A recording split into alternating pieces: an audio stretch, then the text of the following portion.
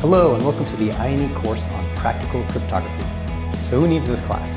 Well, do you use SSL or TLS? If you use the web, you definitely use these protocols. Do you use IPsec? If you work for a company that employs VPNs, you'd likely use IPsec. Do you access terminals and servers remotely? Then you probably use SSH. These three protocols all use cryptography to access that data securely. Moreover, do you write software code that involves securing data? Well, cryptography provides a set of tools that you can use in order to secure that data properly. Are you studying for a security-related certification? If so, all these certifications and a plethora more all discuss security and cryptography at some point to explain how to secure things online. If you answered yes to any of these questions, then you need to take this class.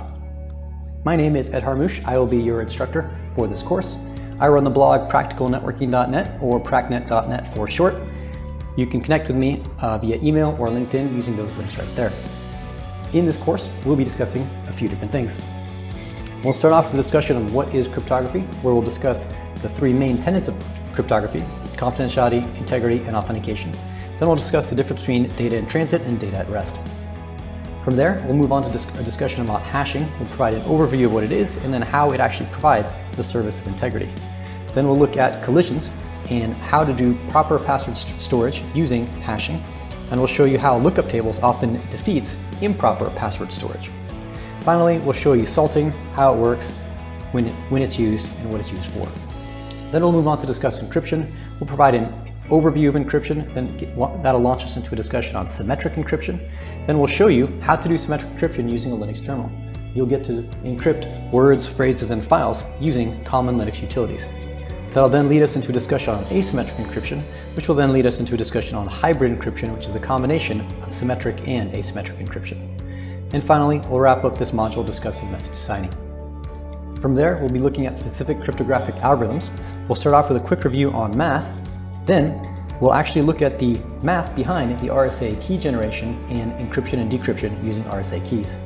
We'll then do the math behind the Diffie-Hellman key exchange. We'll prove to you that it works exactly the way we say it does. And then finally, we'll discuss elliptic curves and how that changes the game insofar as modern cryptography. Finally, we'll wrap everything up by tying together all the concepts learned in the prior lessons and providing you with a model of how those protocols like SSH, SSL, TLS, and IPsec use cryptography to attain their goal of secure communication. Some prerequisites for this class are you're going to have very basic familiarity with Linux. This doesn't have to be too in-depth. You just need to know how to browse a Linux file system, create and edit text files, something along those lines. Moreover, to accomplish the labs, you're going to need access to some sort of Linux terminal. It doesn't matter what flavor of Linux or what iteration of Linux you use. You can use a VM, you can use the local built-in terminals if you have Mac OS, or even the Win 10 built-in Linux subsystem, or you can spin up a cloud server, whatever you want. As long as you have access to a Linux terminal, you'll be able to accomplish all the labs. I am thrilled to be teaching this class for you, and I am looking forward to having you in class. I will see you in the first lesson.